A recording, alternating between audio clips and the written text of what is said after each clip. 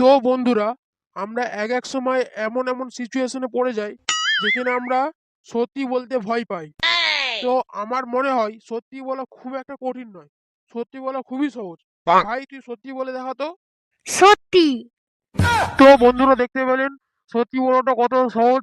তো আপনারা যেখানে বলবেন সত্যি কথাই বলবেন, বুক ফুলিয়ে বলবেন, মাথা উঁচু করে বলবেন, সবসময় সত্যি কথাই বলবেন।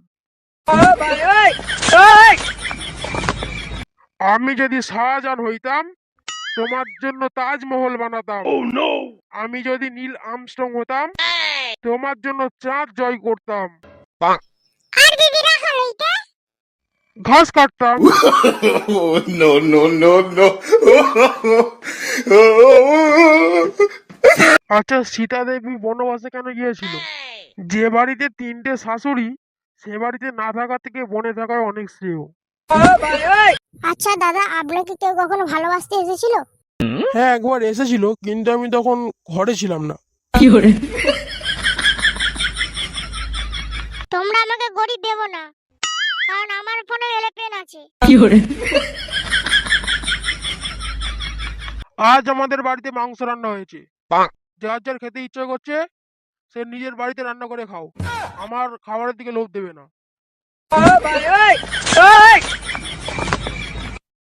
আমার পেটে যতদিন দুটো কিডনি আছে ততদিন টাকার ভয় পাবো না। Oh, no, no, no, no. আমার বাবা গায়ে জ্বর নিয়ে রোদে মাঠে চাষ করে, কারণ সে একজন প্রকৃত চাষি। আর আমার কাজ শুনলেই গায়ে জ্বর আসে, কারণ আমি কখনো মাঠের ধারে কাছেই যাই না।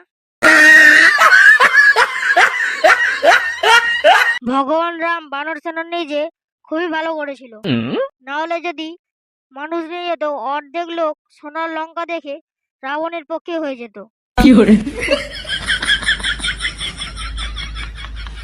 তো দাদা, আপনার কি ধরনের মেয়ে পছন্দ? চাঁদের মতো। চাঁদের মতন মানে? যে মেয়ে রাত্রে আসবে আর সকালবেলা চলে যাবে।